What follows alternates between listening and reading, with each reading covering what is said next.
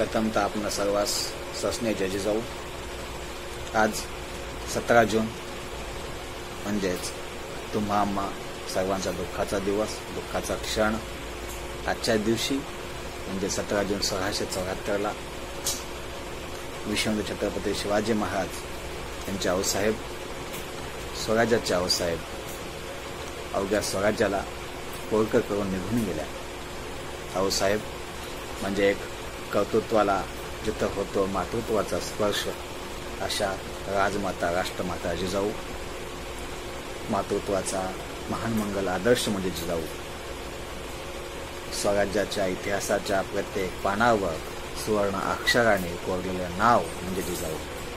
छत्रपती शिवरायांच्या प्रत्येक पराक्रमाच्या प्रसंगाला, त्या प्रसंगाचा साक्षीदार म्हणजे आऊसाहेब। जिजाऊ तुम्ही नसता तर नसते झाले शिवराय आणि शंभू छावा।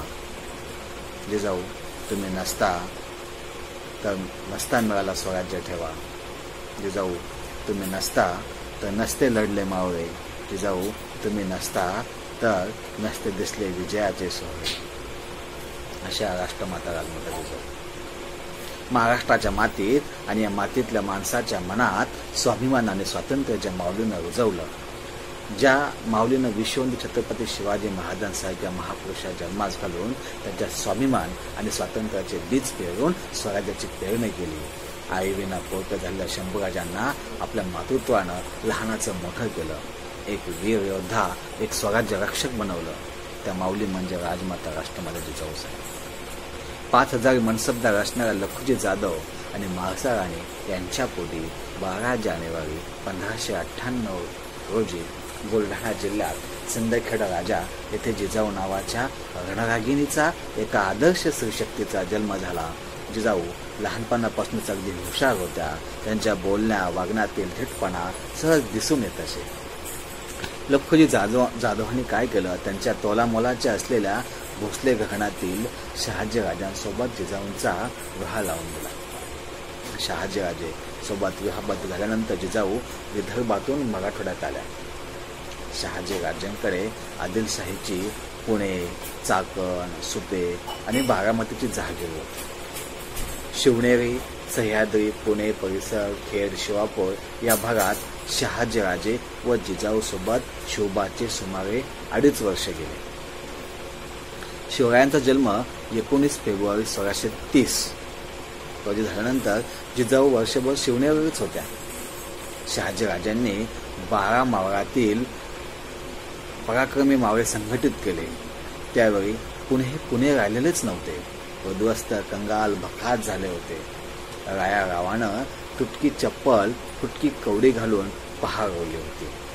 येथे वस्ती करणे अशुभ मानले जात होते। जो ही पहार उपसेल तो निर्वंश होईल असे भीतीचे वातावरण पसरले होते।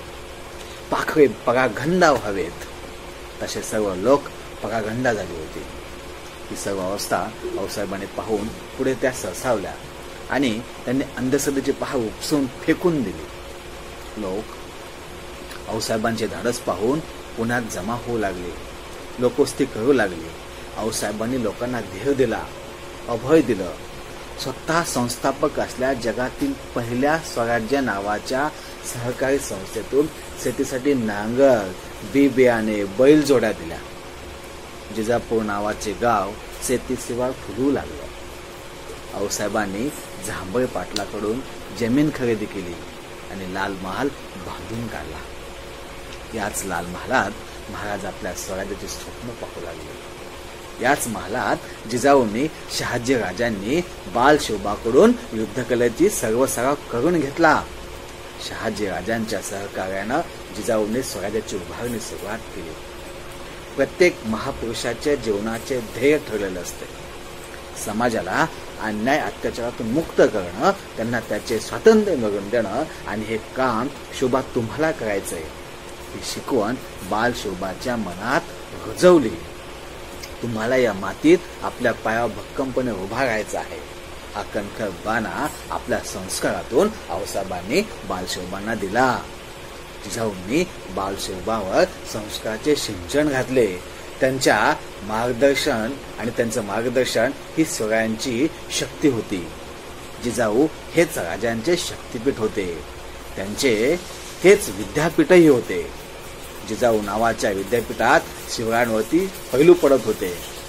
सर्व गुण संपन्न राजे उदयास येत होते. भाऊसाहेबांनी शिवरायांना गोष्टी सांगितल्या त्या पारतंत्र्यात सुरू झालेल्या आणि स्वातंत्र्यात संपलेल्या. स्वातंत्र्य स्वराज्य हेच अंतिम ध्येय मानलं. आपण समाज, तू आणि मी पारतंत्र्यात आहोत ही प्रत्येक कथेनंतर दिलेली जाणीव होती. त्या जाणीवेतून मराठी मनाचा जाणता राजा उदयास येत होता.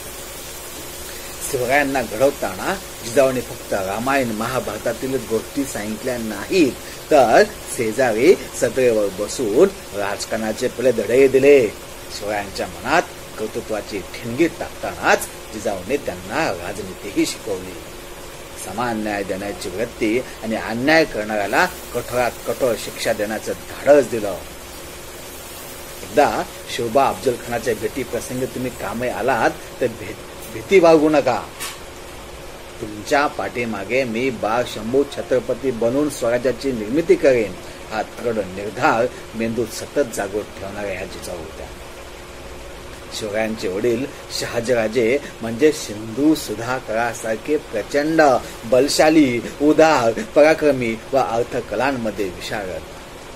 स्वराज्य संकल्पनेची ठिणगी पेटून आपल्या मुलास सर्व गुण संपन्न विश्ववंद्य राजा बनवणारा आदर्श पिता म्हणजे शहाजीराजे. शिवरायांसारखे आदर्श राजे आऊसाहेब जिजाऊ आणि शहाजीराजांनी जन्मास घातले. हिंदवी स्वराज्य स्वप्न साकार झालं. जगातल्या प्रत्येक राजाच्या दरबारात स्त्रीने नाचगाणी सादर केलेली आहेत, पण जगात एकमेव राजा असा झाला की त्या राजाच्या दरबारात स्त्री कधीच नाचली नाही, कारण परस्त्रीला माते समान मानणं ही शिकवण राजमाता जिजाऊने छत्रपतींना दिली होती. अशा वेळी एक सुंदरशी ओळ मला आठवते. जगी जिजाऊ सारखे कोण आहे, जिचे जन्मांतरीचे ऋण आहे, असे ऋण ज्यास व्याज नाही, त्या ऋणाविन जीवास साज नाही. जिच्यासारखे कष्ट जगी नाहीत, जिच्यासारखे कष्ट जगी नाहीत, जिच्या यातनांना जगी तोड नाही, जिच्या यातनांना जगी तोड नाही, तिचे नाव जगात जिजाई, जिचे नाव जगात जिजाई. अखेर शिवरायांच्या राज्याभिषेकानंतर अवघ्या 11व्या दिवशी रायगडाच्या पायथ्याशी पाचाडला बुधवार दिनांक 17 जून 1674 रोजी शिवरायांना पोत करून आऊसाहेब गेल्या. शंभूराज्य स्वराज्य पोळकं झालं. आज जिजाऊंचा स्मृतिदिन. त्यानिमित्तानं त्यांना व त्यांच्या संस्कारांना विनम्र अभिवादन करूया. शेवटी एवढंच म्हणावंसं वाटतं, तुझ्या धाडसाचे धडे दे आम्हाला, तुझ्या विचाराचे धडे सोबतीला, दह्याचे शौर्य गाजवू आम्ही. जिजा माऊली घे तुला वंदितो मी, जिजा माऊली घे तुला वंदितो मी.